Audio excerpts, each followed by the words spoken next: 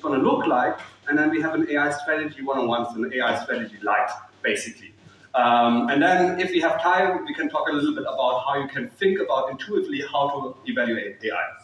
So how does artificial intelligence work? And it's very simple. So we have basically an input, so something coming in, then we have something in the middle, AI, that does the processing, and we have an output. I give you one easy example. So your email filter, your spam filter, your emails are coming in, then you have your AI, the spam filter, it reads your emails and then decides, well, is it spam or is it not spam? So the question is, well, what is the thing in the middle, AI, that gets it working? And it's an algorithm, so it's nothing else than a step-by-step procedure how to solve a specific problem. Who here in the audience has ever cooked or baked? Cooked or baked? Yeah? Who of you has used a recipe to cook or bake?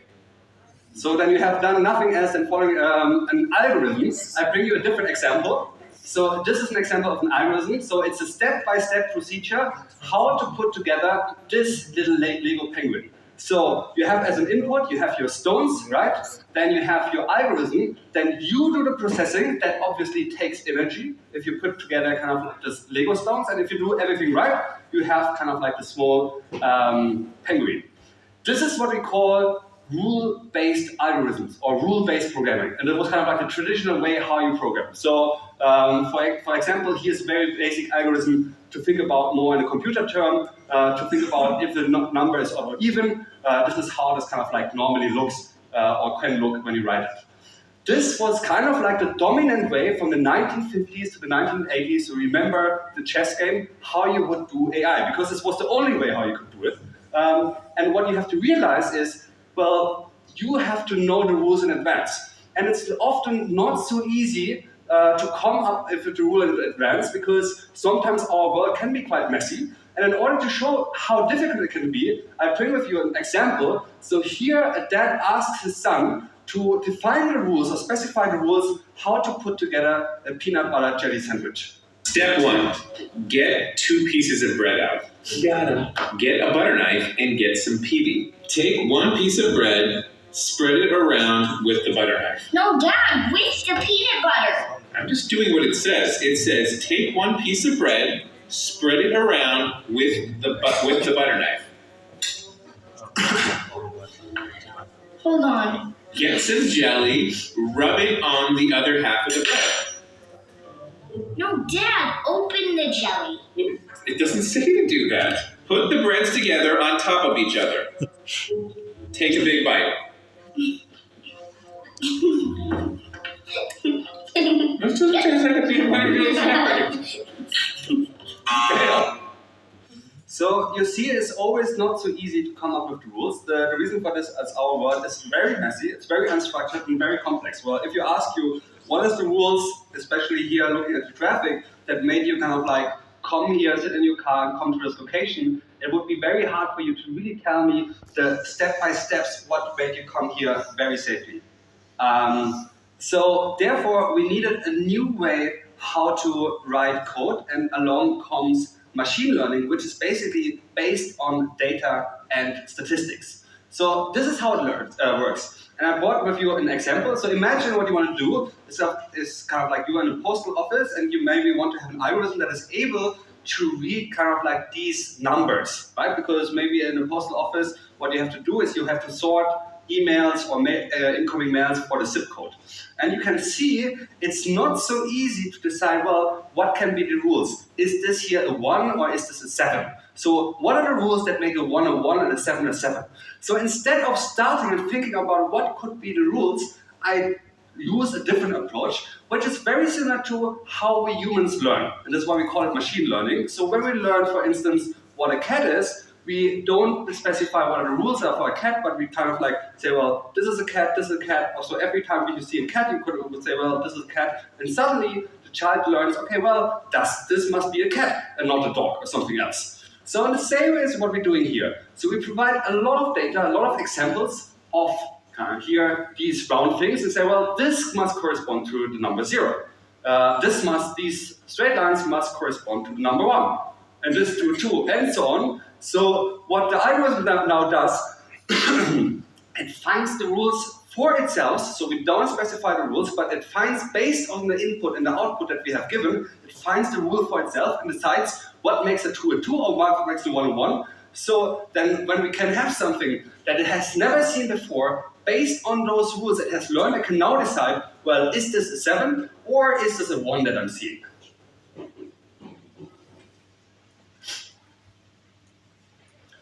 So let's kind of like look at these two different ways. So the first thing was rule-based programming, and is often what is called traditional programming. What we have here is an input, and then someone that writes the program, and then we just do the computation and we get a clear result, an output. In the machine learning, it works a little bit different. I mean, the input is a lot of data. I say what is the result that I want from this data.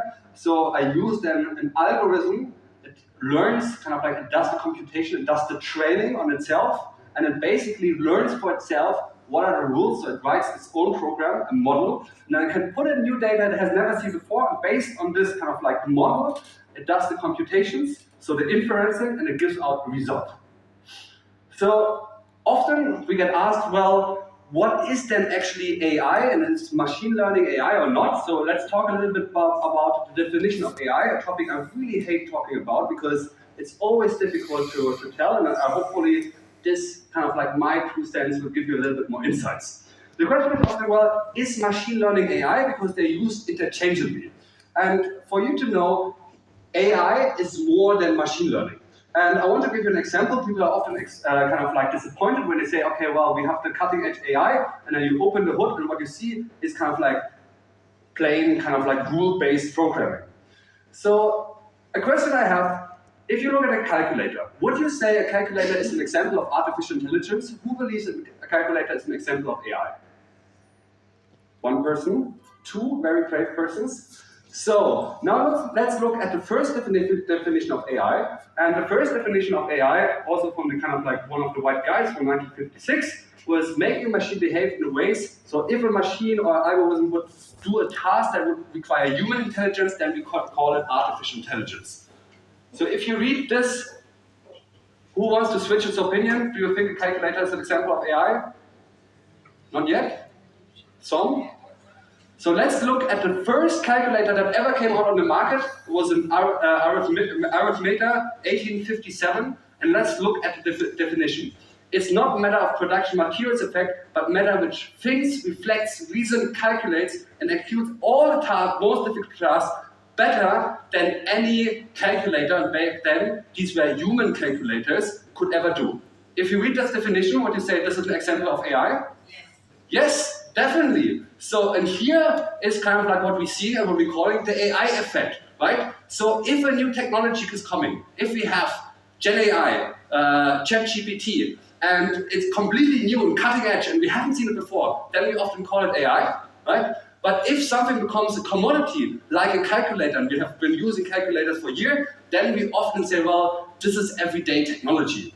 And even if you look kind of like now at the European AI Act, or just one step further, is what we have to understand. I mean, these are all kind of like we're parts of artificial intelligence, and our algorithms have been evolving over time, right? And now we have kind of like since 2010, we have deep learning, and now the newest trend that we've seen is generative AI. And this is why kind of like it's so difficult often to define what artificial intelligence is. And it's often what I'm not trying to do and try to avoid it, and ask myself, well, what is the real value we can create with kind of like this technology? And it really doesn't matter if it's magic or fairy dust or whatever, as long as we can deliver value to our customers or whoever we are speaking to.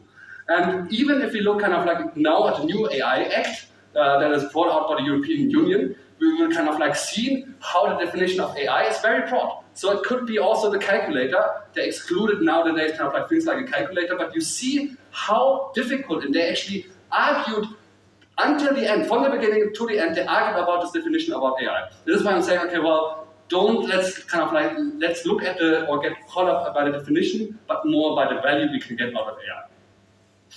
Something else we have to understand, artificial intelligence, is it the same as our intelligence? And obviously not, because we see AI makes mistakes that we wouldn't do. Right?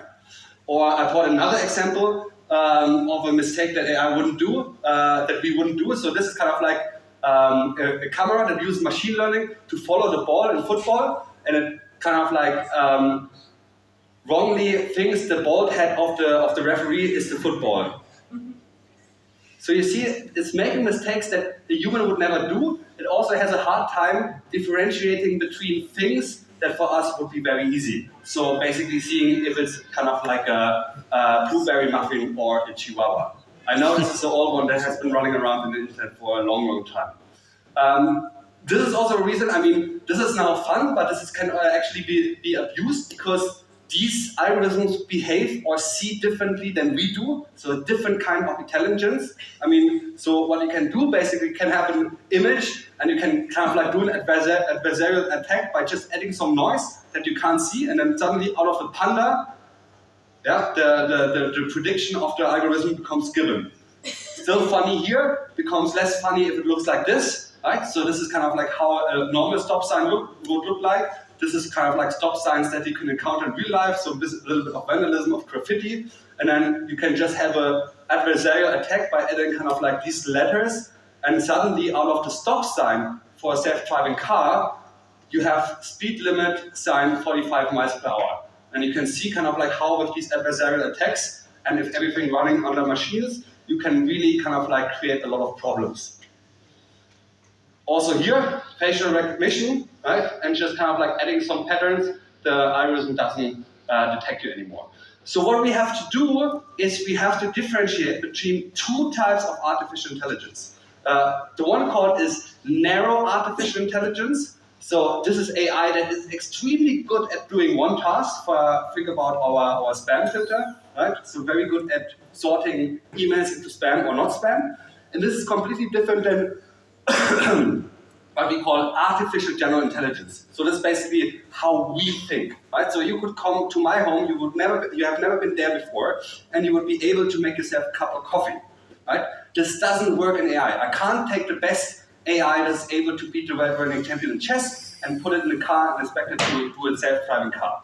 And everything that we are seeing at the moment, really everything falls in the domain of narrow artificial intelligence. Even things like a self-driving car. A self-driving car is just a lot of different small or weak artificial intelligence or narrow artificial intelligence kind of like chained together. One that is able to detect people, the other one can detect traffic signs, the third can detect traffic, and so on and so on. And they're kind of like all orchestrated to then work together.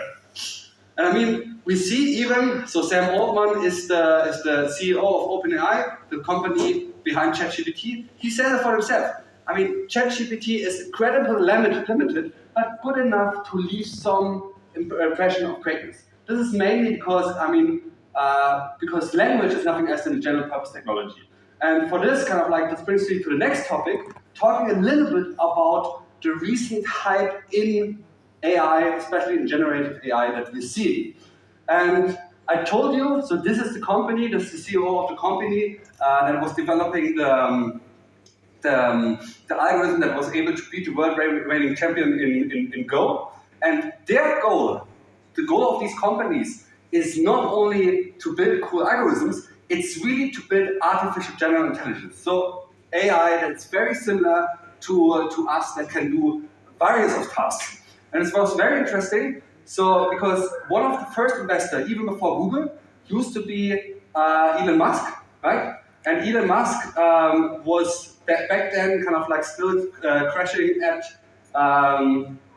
the couch of Larry Page, the CEO of Google, and they had quite often arguments about safety and how to keep it safe. And he basically disagreed with Larry Page and said, okay, well, it's too dangerous for a company, so remember DeepMind got acquired by Google, it's too dangerous for a company, a single company, to own a technology that's very similar or that kind of like has capabilities of AGI. And that's why he decided to found OpenAI as a kind of like an open initiative.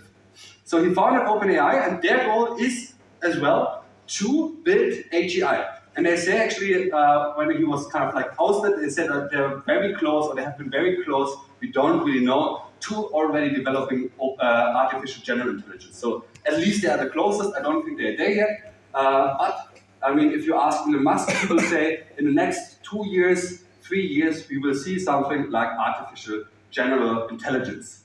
And if you look kind of like at the hype that you have been seeing, you already can see kind of like, well, are there kind of like this first sparks in artificial general intelligence? And if it comes to thinking about it, I don't think it's a black or white or 0 or 1 decision, but it's more a spectrum. And if you look kind of like at the tools and the technology that we're seeing, we're moving now closer towards the domain of actually technology that is closer to what we could consider artificial general intelligence. And I think once we reach this, we will have another big paradigm change. We also, basically in Germany, we also have a company that's developing artificial general intelligence, Aleph Alpha. In France, there's Mistral, so even in Europe, we're trying to do the same. And I mean, these things are so powerful because language is nothing else than what we call a general purpose technology. We can do with language a lot of things that we're doing. We can describe what we see in images, we can describe what we see in the film, and so on and so forth. So I wanted to bring you kind of like a little bit better understanding what is kind of like the power behind these language models and how these are actually working. So here's a short movie. Language models are useful for a lot of reasons. They help recognize speech properly when sounds are ambiguous in speech-to-text applications. And they can make translations more fluent when a word in one language maps to multiple words in another. But if you ask language models to simply generate passages of text, the results never made much sense. So the kinds of things that made sense to do were like generating single words or very short phrases. For years, Janelle Shane has been experimenting with language generation for her blog AI Weirdness. Her algorithms have generated paint colors, Bull cream, Halloween costumes, sexy Michael Cera. and pickup lines. You look like a thing, and I love you. But this is what she got in 2017 when she asked for longer passages like the first line of a novel. The year of the island is discovered the Missouri of the galaxy. Like a teenage lion, it always discovered the year of her own class writing bed. It makes no sense. Compare that to this opening line from a newer language model called GPT-2. It was a rainy, drizzling day in the summer of 1869, and the people of New York, who had become accustomed to the warm, kissable air of the city, were having another bad one. It's like it's getting better at bullshitting us. Yes, it is very good at generating scannable, readable books. Going from word salad to pretty passable prose took a new approach in the field of natural language processing. Typically, language tasks have required carefully structured data. You need thousands of correct examples to train the program. For translation, you need a bunch of samples of the same document in multiple languages. For spam filters, you need emails that humans have labeled as spam. For summarization, you need full documents plus their human-written summaries. These data sources are limited and can take a lot of work to collect. But if the task is simply to guess the next word in a sentence, the problem comes with its own solution. So the training data can be any human-written text, no labeling required. This is called self-supervised learning and makes it easy and inexpensive to gather data, which means that you can use a lot of it. Like all of Wikipedia, or 11,000 books, or 8 million websites. With that amount of data, plus serious computing resources and a few tweaks to the architecture and size of these algorithms, these new language models build vast mathematical maps of how every word correlates with every other word, all without being explicitly told any of the rules of grammar or syntax. That gives them fluency with whatever language they're trained on, but it doesn't mean they know what's true and false. So basically how these things work is very similar how we had in school, right? So you kind of like, the nice thing is you already have a lot of kind of like written data and you have the result there. We just kind of like cover it and ask kind of like the machine, okay, well, what is coming, what is the result? And then you can kind of like compare and say, well, this is right. And if it's right, it gives you kind of like points. And if it's wrong, you say, okay, well, try again, nice try. So what kind of like these things do is they don't have an understanding actually of language, but they are very good at probability and kind of like understanding what should be the most likely next word, next sentence, or next paragraph. And they have become very, very sophisticated at doing this. So they give us the impression of correctness, even though they are actually quite dumb And it's very interesting if we see, I mean, very similar to what I have shown you before. It's kind of like now the newest trend that we have, where we're going from rule-based learning to machine learning to deep learning, and now kind of like the newest we are in the domain of artificial intelligence is generative AI. And in order to be here and what we kind of like needed, we have 3 prerequisites that we need. And this is on the one hand side computing power, and I need vast computing power. We need to have better algorithms that we have seen, and we need to have data, a lot of data. And this is why kind of like these language models are so good compared kind of to traditional predictive analytics AI or predictive AI, is because for language, we have a lot of data. We have almost all of the internet, basically not all of the internet. This was one of the hardest tasks. Why do you think not everything of the internet was used to train such language model as ChatGPT? Well, copyright, they don't care much about copyright. This is what we're seeing at the moment. Quality of data. What? Quality of data. Quality of data, yes. Yeah, harmful content. I mean, there's a lot of bullshit in the internet. And if you train things on bullshit, what you get out is bullshit, right? So they don't care about, I mean, they have taken basically everything we have written, so they don't care much about data protection and copyright. This is something we're going to see in the future, how this will play out, and what the judges are actually going to decide on it. And it's not only kind of like when we're talking about generative AI, it's not only that we're talking about text. We have a lot of different kind of like data sources, images, audios, videos, that we can kind of like match. If you have seen Sora, it's basically text to video, and very, very impressive what we're already seeing and what we're going to see in the future. And if you think about it, what this actually has done, I mean, the internet gave us kind of like the marginal cost and reduced the marginal cost of distribution. So it was very much cheaper to distribute things. With the cloud, it was cheaper to store things and also do calculations, because you didn't need kind of like to have the own hardware infrastructure anymore. And now with generative AI, it kind of like really decreased the marginal cost of reducing content, producing content, or generating content. And this is something that is very valuable in our society, and this is probably why ChatGPT has been the fastest application ever to reach 1 million users. It took kind of like less than 5 days. It was also one of the fastest applications to reach more than 100 million users in less than 2 months. It was not the fastest application. Who knows what was the fastest application to reach 100 million users? No? No? Another guess? No? No, Pokemon Go. It was Pokemon Go. So, and I think it's very interesting to see with the Gen AI hype, especially it started last year. We have kind of like a lot of hype, kind of like inflated expectations, and we just now start to understand where are there actually realistic use cases and where generative AI is actually driving real value. Right? And what I see much more and more is now the discussion is much more about what people understand is things like ChatGPT are very generalistic models, and they are good for some things, but if you really want to get more out of them, you need to fine-tune them. Right? So you can achieve quite a lot of things if you